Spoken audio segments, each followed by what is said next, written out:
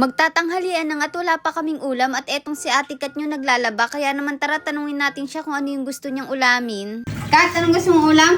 Pinagawa ng baboy. Wow, susunod ba? Pinagawa ng baboy pag gusto. Okay. Abay, binagoongan nga daw yung gusto niyang ulamin. Mabuti na lang pagkatingin ko nga sa rep, meron nga kaming karne ng baboy dun, kaya yan agad ko nang kinuha. Matagal-tagal na nga rin yung huling kain namin nito, kaya naman eto, sinunod ko na nga rin yung request ni Ate Kat nyo. Nakakamiss naman din kasi talaga yung ganitong ulam. Yung kaunti lang pero malasa. Ay sigurado na nito, sira na naman yung diet natin pare-pareho. Bali, naghihiwa na nga ako dito ng mga gagamitin natin. Minins ko lang dyan yung bawang at sibuyas. Pagkatapos naghiwa na nga rin ako ng kamatis. Maliliit na nga lang din yung ginawa kong hiwa dito para pare-parehas na lang sila ng hiwa. Bali, maglalagay nga rin pala tayo dito ng sili na kahit kulay green siya, ginto. At isasama na nga rin natin itong 2 pirasong talong na dapat ipang torta namin bukas. At ang swerte lang mga ate dahil itong talong ay wala ngang tao sa loob. At eto na nga yung karning baboy natin mga ate, 3 slice nga pala yan ng liempo. Bali, hiwain ko nga lang pala ito sa gusto naming laki. At kung kayo magluluto nito, kung ayaw nyo maghiwa, pwede naman yung buo.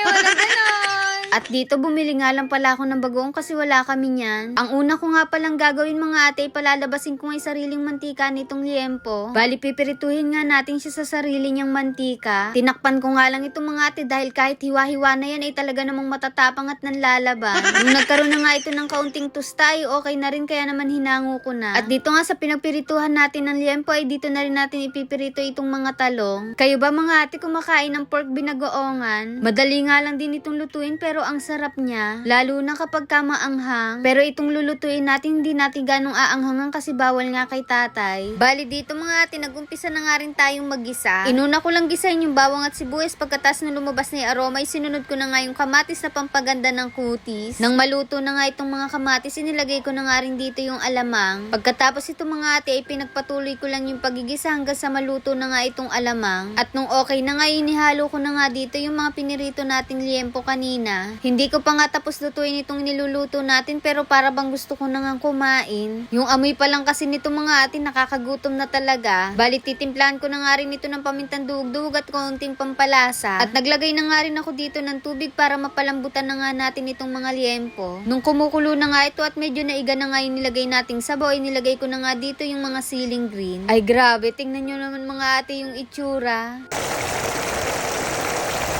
Bali, inihalo ko na nga rin dito yung mga pinirito nating talong kanina. At ganito nga yung masarap na pork binanggoongan. Yung natutuyo na siya at nagmamantika. Bali, nagpahabol pa nga ako dyan ng 2 siling pula para aesthetic tingnan. Aesthetic yarn! At eto na nga yung pork binanggoongan natin na request ni Ate Kat nyo. Kita nyo naman nung makita nga yung ulam ay tuwan-tuwa siya. Agad na nga siya ditong sumandok at napasabi na lang na unang kagat first bite.